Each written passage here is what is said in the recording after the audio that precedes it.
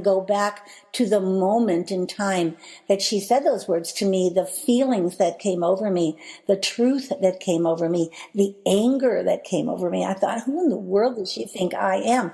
Like, I can carry a Bible if I want to, yet she knew what I did not know. One, because she was older and wiser. And I have written on mentoring and created curriculum on mentoring. And it's one of the loves of my life, because it was literally how God practiced transformation in my life. And while those words were tough, she later told me she knew that I was the kind of girl who could get a tough and take it on. Like after I got through being angry and sad and disappointed, I thought, well, I'll fix this and I'll find a better way to find order. But that began a very life-changing process. And the things I did, which I talk about in this book, were first, what we all know to do, assess what's going on. And most of us today in the 21st century, we may know what order looks like, but we don't make it a priority enough because the pace of life is so fast. That wasn't true in my case. The pace of life wasn't so fast. Excuse me. It was that I had not made it a priority. And I didn't have any tools in my toolbox. So I began this process of investigating what did order look like, what did it mean to God. God is an orderly God. How could he have made us without a desire for order? And then I have a lot of Otto mottos, and one of them was, it's not what you do that makes you tired, it's what you don't do.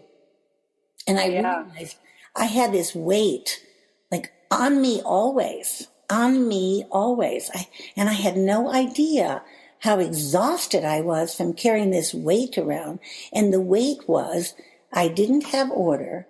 I didn't feel confident that I could find something when I needed it, whether it was a Christmas decoration, which of course right now we're in the thick of, or a bill that needed to be paid. And I wound up spending so much of my time looking for things I knew I had but couldn't find. And that weight, the weight of my house not being as clean as it needed to be, not being used, my family's involvement in all of that, it was just a huge weight. So that's sort of the backdrop to what I began to do. And so the first thing I say when I talk about cultivating order is do some assessments. That's pretty easy to do, and it doesn't take a lot of time. And for those who are listening who are out of order, the first thing you say when I say make an assessment, make a list, you go, I don't have time to get in order. How can I have time to get? Well, preparation is the key to organization. If you want order, you have to get prepared. So first, do you want order? A lot of women look at me and they say, I want it, but I don't want it badly enough to do these kinds of things. And I don't know about you, Jennifer. I haven't read your books on organization, but I think early on in my book about organization, I say, you have to do it my way. I'm Italian. You have to do it my way. You can't mix your way that doesn't work, somebody else's way that may work for this, but not. You have to do it my way. And so, the first thing you have to do is be willing to say, I want order, and I'm going to after an assessment, begin to prepare, identify what's broken here, and organize it. And then once it's organized, the worst of the job comes. And most people say, oh, well, once I get the closet organized, I'm going to feel, no, you're not. You're going to feel great for a minute. But unless you understand the messy middle, the maintenance. I have never met a woman in my life, and I have met tens of thousands of women, either asking this question from a platform of an audience or one-on-one. Do you like maintenance? And if your audience could scream back at us, they would say, no. No. And that's the hardest part. I mean, I tell people all the time, I can make your home look perfect, but it doesn't mean it's going to stay that way if you don't know how to keep up the maintenance. Exactly. And I call that the messy middle, because most of us love the start. Now, I don't know about you. Are you a starter or a finisher, Jennifer? I love the whole thing, Donna. Well, I really do. I'm the weird girl. Yeah, most of us are pioneers. We like to start things, new knitting project, learn a new art form, learn a new menu. Or some of us like to finish, and we want it finished at any cost. But I've never met anyone who loves the messy middle. Now, it looks like you may be my exception to the rule. When it comes to organizing, let's be clear. That's when I like the messy middle. But some things that you mentioned, things that I thought I would like and I started and didn't finish. Yeah. So there's definitely categories of the messy middle I would fall into also. Yeah. And so most of us, and you probably like the messy middle as I do, but only because now I know that the messy middle requires my order. And I love my order enough to get past the messy middle. Yeah, exactly. You know what I think is really amazing that you say in the book, and just that women need to hear, is that you are saying things to yourself like, I've got to get more organized. I wish I had more order. And you weren't aware of why you had this desire. And it says here that you all of a sudden realize the reason why you felt that way is because God put that on your heart. And I think we, as, women, we do have that desire. We just don't know where to start. And I think it's so awesome that you stated that he gave us that desire, and he can help us get there. He can help us get to the end. Yes, absolutely. And without that deep desire from him, I could have never accomplished it. We can't do this in ourselves. The scripture tells us not by might or by power, but by his spirit. And when I began to look through the word of God, I saw order everywhere, not just in the creation, but order. 400 years of silence as we talk about Christmas, 400 years of silence from God at the end of the Old Covenant. And then he speaks to Zechariah. He speaks to Zechariah. Zechariah is gone mute because he's told him that he and his old wife are going to have a kid, and that kid's going to be John the Baptist. And that's the big plan of God for salvation. It's staggering how orderly the scripture reveals God is. Well, if God in me, then certainly my desire for order and my understanding that it is his spirit that gives me permission and ability to do things, then I could find order. And I actually think that's probably why women find in you and hopefully in me a freedom to say, maybe that'll work, because we're not just issuing out. Although, as I said, I haven't read your books. I do give you a plan in my book on organization. I don't mince words about what to do first, what to do second, how to get it orderly, how to do it in the best way that accommodates most women. And part of that is recognizing that for most of us, we bunny trail a lot in our lives. And in getting order in home, we start with this idea, well, this room's a mess, and so I should clean it up. And our way of cleaning it is picking up something and then taking it where it belongs. And on the way I take it where it belongs, I'm distracted and bunny trailed 10 times, and I don't get back to the project. Yeah. So the project and the order. And I'm sure you give advice on exactly how to do it. Well, I always compare myself, as being a professional organizer to a fitness trainer. You show up, and then the fitness trainer makes sure you get through what the plan was for the day, and you can't just quit halfway through. Yes. So I think, asking someone to help you along with a project if you keep finding yourself distracted is key, just to get to the end. Because, like you said, it's fun in the beginning, and it's fun looking at it when it's done, but it's not always fun in the middle, and sometimes it looks worse before it gets better. So, when you're done with it, I think the reality of knowing that this is a lifelong process, and accepting that before you begin, hundreds of letters that I've received through the years that say, I started, I got it organized, but then I failed. And every time I failed, I felt more like a failure instead of just a person who failed. And so that's why the preparation understanding what it takes to identify what's a mess and what you can accomplish and organize so that you have a success factor. I told her recently a story, either on the platform or on a podcast, about setting my daughter up for failure when she was 12 or 13 years old in how to wash a window. And, it's very easy. I'd done it for years. I showed it to her. I identified the simple rules. It just takes, 3 things. There's this, and this. And then I did it for her very quickly. And I showed her, I said, okay, now you do it. And I came back 20 minutes later and she was in a puddle of tears, not water from the windows. And she had failed at it. And it took me 30 minutes to undo her puddle of tears when it would have only taken me another 10 minutes to set the stage for success. So when women say, I don't have time to make a list, I don't have time to assess, I don't have time to prioritize or identify what it takes, I don't have time to get the equipment necessary to prepare, I say that's what you need to do to find success. Mm-hmm.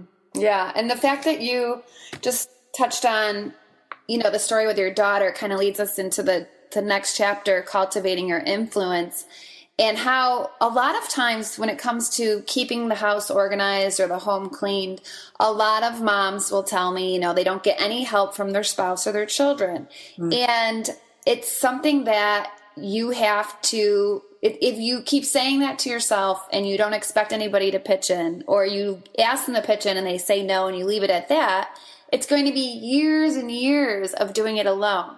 And you mentioned in your book about the promise, when you promise certain consequences for your kids' actions to follow through. I hear a lot of moms say, okay, we're going to, all do our chores today, or we're not going out for ice cream. Mm-hmm. But then the chores don't get done and they still go out for ice cream. So tell us from your point of view and your wisdom, Donna, what these moms listening that can't get the kids and the spouse to help, what should they do? Okay, now did you say we had 4 or 5 hours together or 30 minutes together? I know. We could do this every week.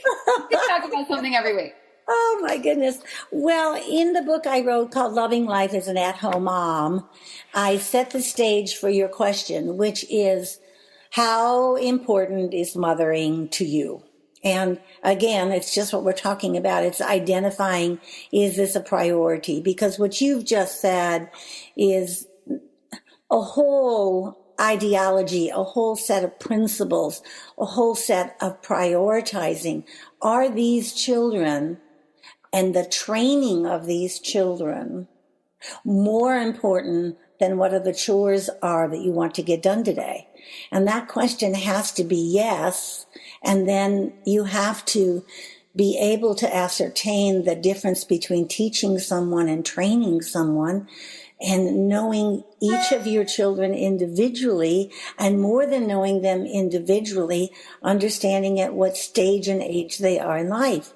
You can teach a 14-year-old something because they're old enough to take a concept and take it into their head and be able to do it. You can't teach a 2-year-old something. You can train a 2-year-old, and that requires a lot of prioritization on your part as a mom and a lot more time. So to your point exactly, is the chore today, getting the chores done, the priority, or is it teaching and training my children to understand how to do a job, how to complete a job, to love work, to know that there are consequences in life, all of life forevermore, and you're going to be the mom who not only taught it, but teaches them by caught it. And, we talk about organization and order in the home. Our children learn far more by the caught it method than they do the taught it method, because the caught is, they saw it. You practice it, you do it. It's consistent, it's authentic, it's honest. To say what my parents have said, which is don't do it my way, don't do what I do, but do what I say to do.